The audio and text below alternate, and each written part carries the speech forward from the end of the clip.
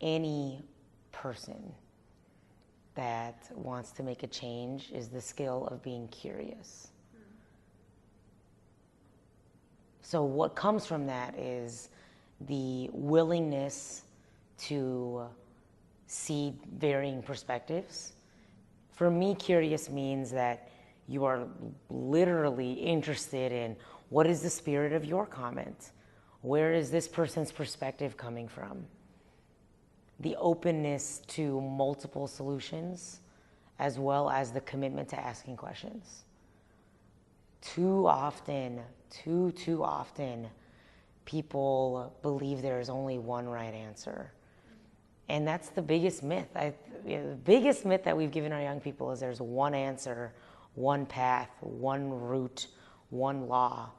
And specifically in Minnesota, I think in the last number of years, it's become very evident that law, this word law, where you grow up and you think law means like etched in stone, unchangeable, and they get changed. So if law is changeable, imagine the possibilities of what can be changed and impacted. So top skill, curiosity, because it implies openness, willingness to try questions. I would say the second most important skill for those that want to implement positive change is, we can call it optimism.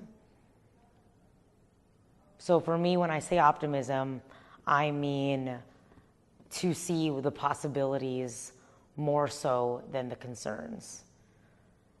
If we are driven by concerns, then we won't change anything. I mean, and that's fine if someone's driven by concerns, and they're probably not the person that's going to create the next thing that transforms our world. Maybe they'll be a part of it. Maybe they'll be on the team that helps take that idea into the implementation phase and then into action. I believe we all have a role. But if in terms of that early stage of new ideas that make a positive impact, I believe we must be optimistic in terms of seeing possibilities over concerns. And then the last thing, which is very hard for me personally, I am not the best at this. So I'm working on this skill personally, is to assume the best intentions.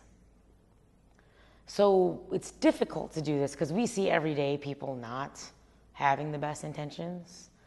But if I'm in a meeting with a bunch of like-minded folks trying to solve an issue, how can I remember that the person next to me and the person at the other table and I have the same desire, the same end goal of improving Minnesota or strengthening education or solving some sort of gap or whatever that may be?